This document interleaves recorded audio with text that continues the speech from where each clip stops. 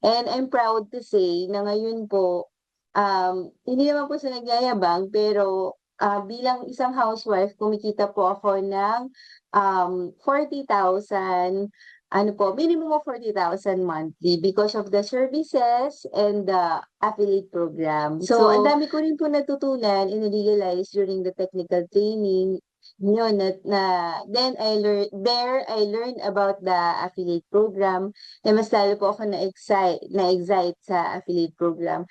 And yung ginawa ko pong step na in doing the upgrade from home base to the family package, mas lalo po ako na-motivate.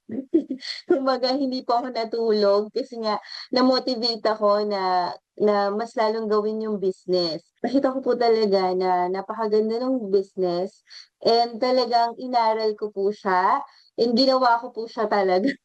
Hinataw ko po siya and talagang lahat ng mga opportunities na makita ko sa aking mga siyempre nag-start po tayo lagi sa mga relatives, 'di ba po? Siyempre sa relatives, sa friends, lahat po 'yan sine ko lang po sila ng mga posters natin, marketing materials, lahat po pino-forward ko po 'yan. Recently lang, may nag-message po sa'kin nagpapa-book sila for 38 yung mga teachers po, yung dati ko pong nakasama sa trabaho, nakita nila na nagpo-post ako sa Facebook, so nag-inquire sila, sabi nila magbo-book daw sila for November 3 to 5, 38 packs na teachers.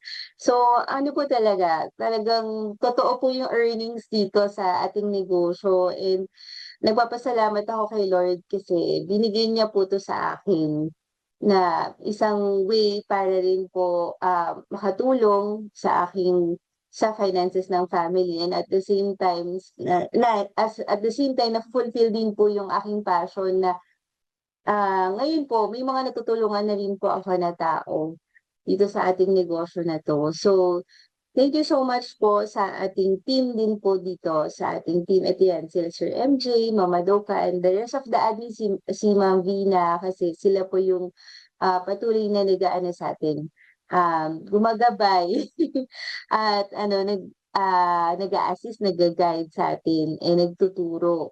So, stay connected lang po sa ating community, yun po siguro yung best way na puwede nating gawin bilang mga negosyante or business owners, 'di ba po? Kasi, ah, dito po sa negosyo natin maganda po yung, meron po tayong mga katulong.